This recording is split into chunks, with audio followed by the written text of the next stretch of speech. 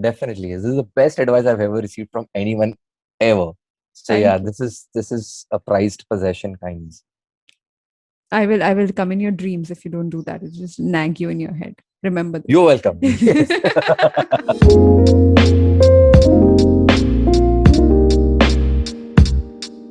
Hi there, I'm Aditi Surana. I'm a graphologist, a high performance coach, and an anti anxiety expert.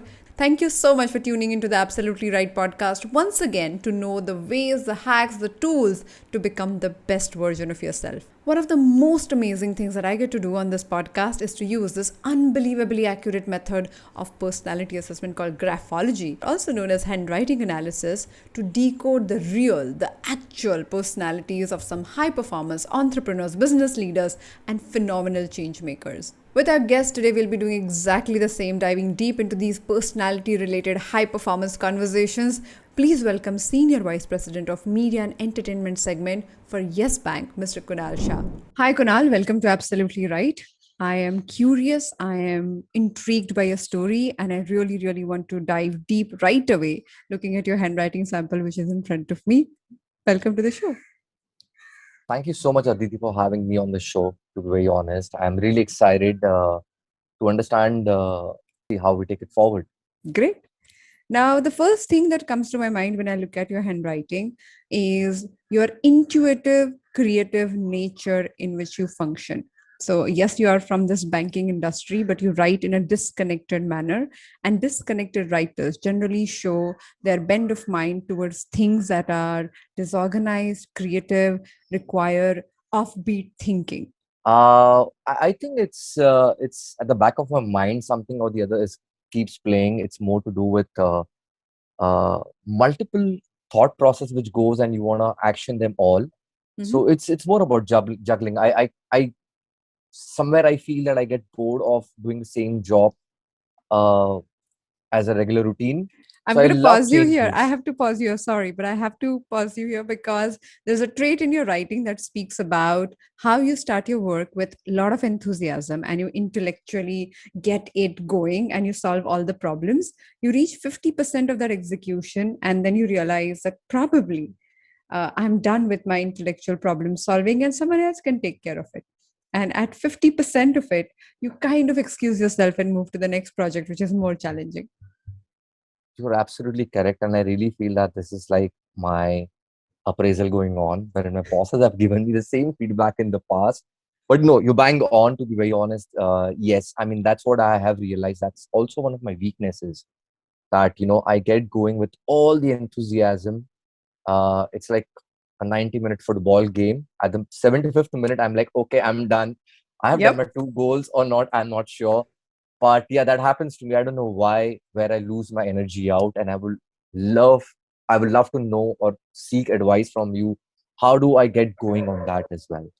So, if you want to know why, the answer is in the letter Y. When you write your lowercase letter y, you go 50% on that stroke and you leave the stroke hanging right there. Now, the solution is not fixing the stroke. The solution is to understand what are your demotivator factors. Every time you walk Yeah, into a situation, there are things that you really, really rush with, and there are things that you want to enjoy and engage with. The very moment those criteria are met, then you start getting bored. So the challenge in any situation is your driver. right. So we have to create newer challenges for you to stay in the process for a longer period of time. Absolutely. I think, yeah, I mean, this is nobody has told me this very close, I mean, or understood this really well. And this is building more thought process into my mind and how do I overcome this problem and arrive at or fix a solution to this really quick. With Kunal, when I was talking about the point of demotivator, it is an interesting point to keep in mind because most of the time you have no clue what is demotivating you. For example, in his case, we spoke about the letter Y where the line ends at 50%. These people get bored quickly compared to other people, but that doesn't mean you don't have the same problem of getting disinterested in things that once you thought were interesting. Now, why does it happen? Because all of us function from different demotivators, and we do not pay any attention of what is causing you to switch off in that relationship, in that conversation, in that interaction with the other person. For some people, it is about the non-conclusive conversation where the other person keeps describing things that you're not interested in. For a few, it is talking about too many numbers that is stressful. For others, when someone describes an idea that will be fulfilled after 5, 10, 15 years, which they can't see in reality, they cannot see happening, they feel completely disconnected. So you got to observe your demotivators and understand what is your ticking off pattern, because we all function from different patterns when it comes to personality. Yeah, also, I was just, we were talking before the recording started, and Yeah. there are some interesting stories where your creativity, your intuition, your in the moment spontaneity has taken over. Tell Yeah. us like the most glorious one of them, The the one most about your curious one. wedding. The one about my wedding, okay, so this happened exactly 10 years back. Yeah, kind of 10 or 11 years back. I remember the date. It was 30th October 2011. Yes. Okay. And there was this noise about that Metallica might make it to India. And you're like, okay, wow. But the dates were not announced then. Okay. But my wedding date got announced and it fell on the same date as 30th October 2011. So And please tell me, the cards were printed or yet to be printed? The cards were almost printed in the sense the Roka had happened. The dates were finalized Okay. and it was announced in the community that, okay, fine, this date has been finalized and the finalization of cards was happening, Thank if I God. can say that. Thank God. Yeah, yeah, yeah. So, but it's not that easy, to be very honest, to I'm convince. sure. I'm sure. And then the very next week, I think Metallica announces two dates that they're arriving in India, and 30th October being one of them. And I'm like, oh my God, I'm in a dilemma. And I was getting all these kind of weird thoughts. I didn't know I'm getting married on that day. And Metallica will be playing hard on heavy metal music. And I'll be attending my own wedding in a way that I'll be sad. And then I had to make a decision like, you know what? No, this just can't happen. Wedding will happen eventually. Good days will come, but Metallica may not come back to India. So how can I miss this? Yeah, it was a tough call that I took, and I think one of the best calls that I've taken in my life. And I Okay. flew down for the concert in Bangalore, and it was one of the best, possibly one of the best nights I've ever had in any concerts. Yeah. That's amazing. So, how did your wife take it? Oh, she was absolutely pissed off, and then I had to convince my mother-in-law. The first question she asked me was, "Are you sure you're getting married to my daughter?" I said, "I promise I'm getting married to your daughter. Don't worry about that. I'm going only for Metallica." And she's like, "Okay, I'm we sure will she would have postpone it." not approved your Metallica choice. And Absolutely. No, but the best part about it is that she flew to Germany some years back, 3, 4 years back, okay. and she got me a Metallica T-shirt from there as a Oh, gift. wow. So Nice. that's a cute side of the story as well. Oh, that's sweet. So, which means after all these years, you have won her heart, and she now Yeah, believes I have that been you. accepted Ex- as a fan. My fanboy moment has been accepted by them. Oh. Okay. So the creative aspect, and as I was talking about it, banking, career, and creativity together. How did you manage to balance the two? What did you do? How did you fulfill both these areas? So banking more or less is more of a 9 to 6 corporate kind of a job where it's like going to school where the first class is going to be geography, second is going to be physics, third is going to be history, and so on. Like so it's Right. more process driven, it's more corporate driven. By 6:30 you're going to end your day. But what I believe is that the inquisitiveness what I have to learn more and to I love to meet people because I come from a sales background. Right. So when I talk to people, I get to learn a lot from them as well. It's about their vision, it's about their approach, it's about what they really want to achieve in life. And I realized that I do have my own network of people with whom I can connect with Right. and I can talk about it. It's end of the day, it's what you talk about with them. I found that I can be a solution provider. Mm. Now, what can I do in that? So I thought of bringing two things together. One is, of course, the knowledge that I hold.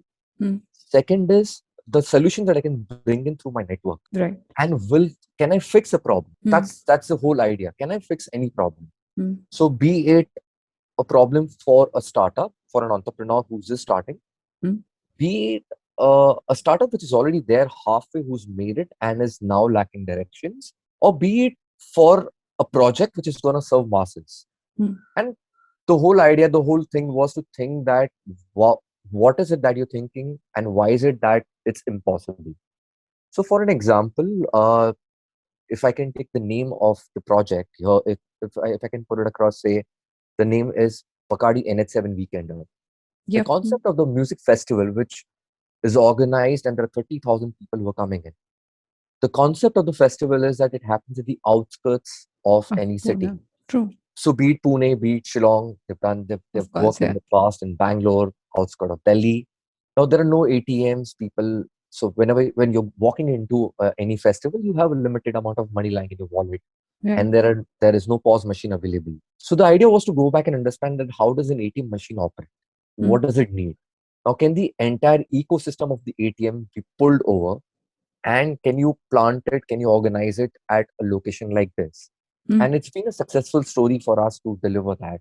That's So we amazing. have, I mean, to put an ATM to basically bring a bank To to you. wherever you are, to you, and yeah, bringing POS machines so that you can swipe your cards was something which is a great achievement.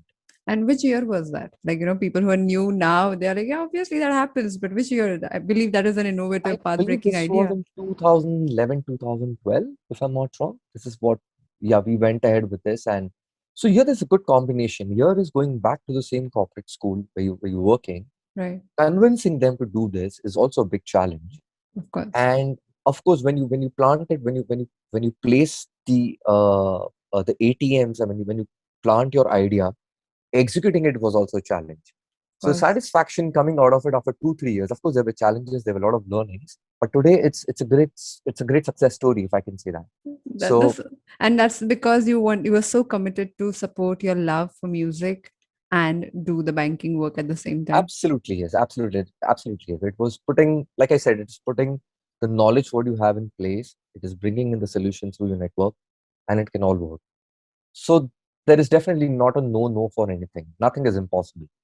And what I was talking about, the whole problem solving, the whole ability to get to the solution and fix all the moving particles together is what you enjoy the most. It's almost like playing your Absolutely. own band with all the moving particles and everything going chaotic and still finding order in it is what you love the most. Yes, absolutely. Yes. Over to you. Next question, please. My next question to you is, there are certain traits, there are certain emotions which may be a part of your personal life or which may be a part of your professional life. How do you draw balance among them? How do you draw a line that, okay, you're out of your personal life and you have to now focus on your professional life, and vice versa? Because a lot of times we get carried away by our emotions, and that Can becomes you a can big you give challenge. us an example? It can be anything. For an example, you may just wake up with a sad news in the morning, but Right. you know that there is something really challenging at work that you have to address to, and you're not able to focus on that at times. How does one move away? How does one basically take care of the emotion, keep that emotion aside, because it's not a priority anymore. Whatever sad thing had to happen has happened. Whatever is not moving on in life has not moved on in life. Right. Doesn't mean that your other side of work should not get hampered as well, right? So how does one draw a balance? It's more about the mindset here. It is about mindset, but it's also about personalities because some people are driven more by emotions, other people are driven more by logic. Now, in your case, you collect all your information, you do all the logical things, but finally, while making the decision, you are intuitive, which also means you give priority to your emotions in general while taking that final call. So you drive the whole journey through emotions. That is your fuel. So you're passionate about things, and that's why when you're not passionate, it shows and you want to walk away from the situation. Decision making is an essential area when it comes to leadership, personal life, and your style of decision making can make or break these areas. Now, when you look at Kunal's letter M, there are 3 points to keep in mind. The first hump has a round. The central part is curved like a U formation, and the last portion, the second hump, is again pointed. Now, these three things create an interesting decision making pattern, and that's how we decode things in handwriting and graphology. And that's why the analysis tends to be so accurate because you can find patterns and you can define exactly how the person behaves in a given situation. Now, the first hump, which is a circular formation, talks about how he collects data, observes people, keep on, it's like a bag that he keeps pouring in. The second hump, which is pointed, talks about how quick he is when it comes to decision making. The central portion, where you see the curved formation, talks about in the moment of decision making, instead of using logic, instead of using objective thinking, Kunal's emotions take over. Now, if you have these patterns in your writing, you know that you must be gathering data, making decisions, and your emotions take over uncontrollably for you to lose the perspective or the objectivity in the situation. Initially, when people meet you, they struggle to understand why this person is behaving in this manner. Why is he rude, or why is he so straightforward? Why he says things in my face? Why can't he be calmer or more gentle and all of that? But over the years, people have found that that is the strength, because when you say things the way they are, you actually help them see the real picture. And without having the emotional connect, without being genuinely interested in those people, you won't do that. You would pretend to say certain different things. So there Yeah, is definitely this power of emotions that you have, and you should not be fighting it.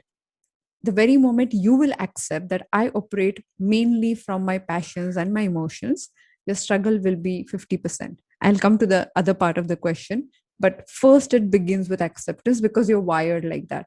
If you try to push it, if you try to curb it, if you try to hide your emotions, they will explode. And you have tried that in the past, and I'm sure it has not worked. absolutely bang on. I was actually thinking all that. Okay, this has happened. Like, how does she know about this? To be very honest, and I was like, okay, you actually took me back to my own story, and I'm like, okay, this has happened to me, and wow. So yeah, I mean, Thank you. great work, Aditi. Very honest. I mean, I have never come across someone who's understood me so close. Okay. Thank you so much. And I can only say that one, graphology as a tool is so accurate and it's so beautiful that you can know these nuances by looking at the stroke. Obviously, I don't know you, and I'm only looking at your writing while making all these comments. And secondly, as people, we are wired in patterns. So the very moment you start understanding your own trajectory and how you behave, you can see how these patterns merge. And that's why I can be accurate, because I can see what is happening underneath these strokes of writing, the behavioral patterns. And because you have so many stories and case studies that you have gone through, you can Yeah, define the patterns with more accuracy. But it is mathematical. It may sound artistic because it is spontaneous, which is true, but it is mathematical at the end of the day. Two behaviors coming together will give rise to the third one, and that's how it works. It's mind is magical. It's fascinating how you touch upon that every time. absolutely, absolutely. So the second part of your question is about how do you then look at your own emotions. So first thing, you require specifically more grounding techniques than other people. And by grounding techniques, I mean you really require to create some balance in your emotional journey. One of the things I would highly recommend is start journaling, because if you do not catch your emotions on a daily basis, like a pressure cooker, right? You need a whistle to Yeah, let go of the extra pressure. If that yeah, doesn't happen, then one fine day you're caught up on the wrong foot, and then suddenly you feel you're either exploding inside, or you're too many emotions, you're too excited or too sad. But any wave that you find in your emotion is a problem, because every wave will either take you up and or push you down beyond what you can manage. So you got to have that everyday whistle to find your calmness. Second thing I would yeah. highly recommend is physical exercise. I believe Okay. you are into workouts. Are you? Not really. I was earlier, but I am into walking Mhm. regularly. So I target to achieve close to about 7.5 to 8 kilometers a day. But that's Okay. purely through walks. Yeah, Okay, but I mean exercise in a way where you're learning something, not exercise only for your body, but also for your mind. for the mind. So, Okay. so if you play a game, you require body to move, but also you are Yeah, engaged in winning the game or playing, learning a new skill. If you yeah. do intense yoga, for that matter, you require to get into that posture, and it requires thinking through it. So Yes. you need that body mind coordination to settle your emotions, because emotion is one thing. It may happen in your mind, but it is expressed in your body all over, not only with your gesture of your hands, but everywhere. We hold our stress in our upper back and our lower backs. We feel excitement in our stomach. So Yeah. every single part of our body is engaged when we feel certain emotions. In your case, emotions are controlling factors. more than other people. So you do have to find everyday mechanism to settle them. At the end of the day, you know how you score and you settle things. Yes, You've yes, got to yes. get into a routine like that. I will. I certainly will. I definitely will work on this advice of yours, and I will ensure that change happens. Because sometimes I do feel that the energy that I have, what I bring in on table, for some and for me, it may work very positively or it may work very negatively, is what I feel. So I need to balance that out, is what I understand. And I Mm. think by, Okay, so many times people understand balancing as reducing the intensity. And please don't do that, because the beauty here is you being as intense as you would like to be, being as yeah, creative as you would like to be. Even, sometimes people cannot take your level of creativity, your level of excitement, which is not to be curbed. But I'm talking about everyday process where you start releasing your emotions at the end of the day, or you have a mechanism to control it by getting into a physical routine. So you do that yes, as a skill building activity, you do that as a capacity building activity. But in the moment, the beauty of your personality is like you jump in with both feet. Even yes, people do not like it, please don't change that, because this is what makes you you, and that differentiates you from pretty much everyone else when you true. get into that inspired action. So don't stop that, please. Certainly, certainly. I'll keep maintaining that with full, powerful energy. That's the way I am. Yeah, that's who you are. And I think, Yeah. that is so rare and that is so interesting to look at, because people mostly, when they get into corporate careers, when they give into, their school 9 to 5, 9 to 6 kind of Yeah, life, they stop being themselves. And you absolutely. have been preserving yourself somehow through that precarious corporate world. You're still making sure that you are preserving the true nature, the crazy part of you. So do not let that Yes. go. I think that's amazing. I won't. I won't. Definitely. This is the best advice I've ever received from anyone ever. So yeah, Thank you. this is a prized possession kinds. I will come in your dreams if you don't do that. It just nag you in your head. Remember You're this. welcome. Yes. So two things I want to give you as your caution areas. Yeah. One, extreme investigative behavior. If you get stuck on something, then it is like your needle is stuck on that point, and no matter what is happening in the world, unless until you don't resolve that one doubt or that one suspicion, you cannot move forward, Yes. and you can be obsessed with that. And second challenge is where you become extremely rude with authorities, Okay. which means if people try to be all authoritative with you, you either walk away from that conversation quietly, or if it is possible for you to say it, you're like, please go to hell. I don't want to talk about this. I'm just gonna not engage with you. Yeah, I show that. I show that. I mean, I don't say it maybe at times, but by actions or by facial expressions, I mean, they get it that okay, this guy's just disinterested. So yeah, that's something in me that it's the first minute of the conversation. If you sound interesting, I'll give my 100%. If you Yep. don't sound interesting, I'll be like, okay, okay, Hmm. okay. So I am just lost. I just depart to another world altogether. I completely agree. And that is so problematic, because when you walk away, people do not know what to do with that situation. They have no clue how to look at it, how to deal with it. Yeah, and but I look dumb, and maybe the conversation by them is so boring, but I look dumb in that. Like okay, it happens. So yeah, So before I go ahead, I have to tell you why am I saying this looking at your writing. Now, some strokes of your writing go deeper than required. Then there is an extension to the stroke which goes below the baseline, below the ruled line. And yeah, any time that happens, that lower extension, that shows curiosity to a point of obsession. Second thing, when you write your lowercase letter k, you write it like a capital letter K. okay, yeah, And that's and we call it defiance.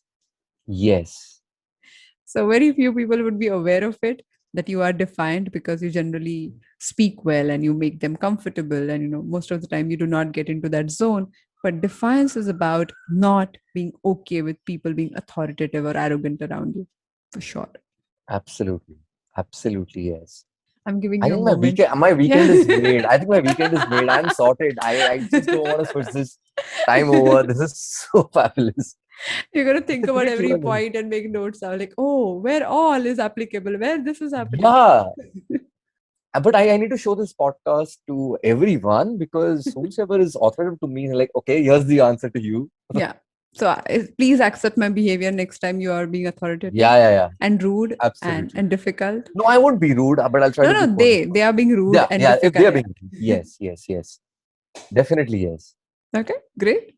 Any other question for me? Yes, one last question, Aditi. There's something that I think I find this is a bigger challenge in me, in my personality. I cannot, I mean, I don't know how to say no to people. Whether the job is doable or not doable, it can be anything.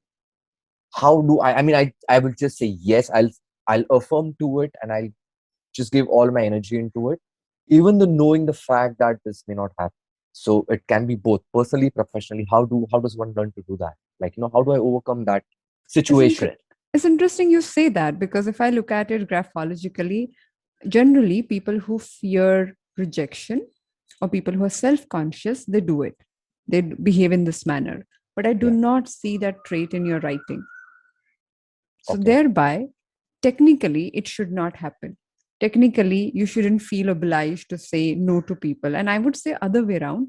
When you want to say no, you're very clear, very articulate, and very direct about saying no. At times, yes. At times. So probably there is, if I have to connect this with your otherwise behavior that I was talking about, when you're extremely clear, when you Hmm. know why are you doing what you're doing, and when your emotions do not come in the way, you can say no.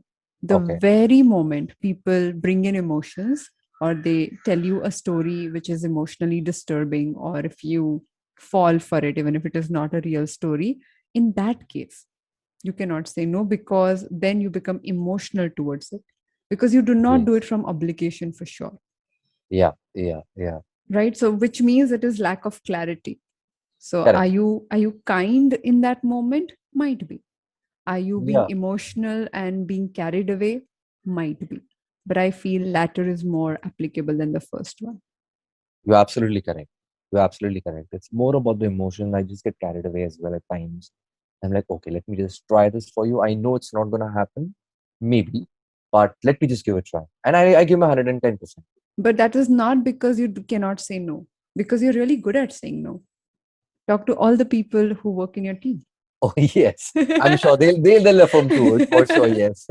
Yes, also, you are very good because when you are operating from clarity, also the kind of execution that you put across, you Yeah, definitely have to say no to things that won't fit into the larger game. yes. So you do say no and you're very clear about it. So if that is your idea of yourself, I think you should definitely change that Or you maybe I struggle lack to say no. communication. I don't make it clear to them. I think that was a doubt in my mind. But yeah, I'm gonna be more communicative in saying that it's a no kind and convincing them that it's not gonna happen. But Kunal, that you cannot do if you are being emotionally Yeah, influenced. You I'll work cannot on do it. that. Yeah, So no, yeah, no, not I'll work only on you can. No, I'm not saying you should work on it. I'm saying other way around. So many times when we get excited, when we get driven, like we watch movies and we know it is not real, but we get it. Yeah, carried away and we yeah, cry and we emote and we feel angry when the protagonist is treated in an unfair manner. We do all of that because we allow ourselves to get carried away, that's true. right? Yes, So in yes, the situation, it's not about you'll keep that in mind. You cannot. The very moment you buy into the unreal world or emotional world that is being created, we don't have a choice. And that yes, is why doing the journaling, which is practicing rational thinking, will help you, because when you journal every night, in the moment you may get carried away and that you cannot control. But if you have practiced journaling and if you practice stepping away and looking at things for what they are on a regular basis, in the moment you will have a choice of choosing between the illusion and the reality in the moment. yeah, But yeah, that yeah. can happen only when you do journaling as a skill building process, and that's why I was talking about that as a solution to it. you know Yes, it's very beautiful. Everybody who is emotionally driven, for them they live in a parallel world. And this what I'm saying. There's yes, a yes, black and yes. white world happening, and there is this Bollywood song or Metallica song playing in your mind, which is Okay, you have to bring medallion to it. All right. No, but I like that as an example. Yes.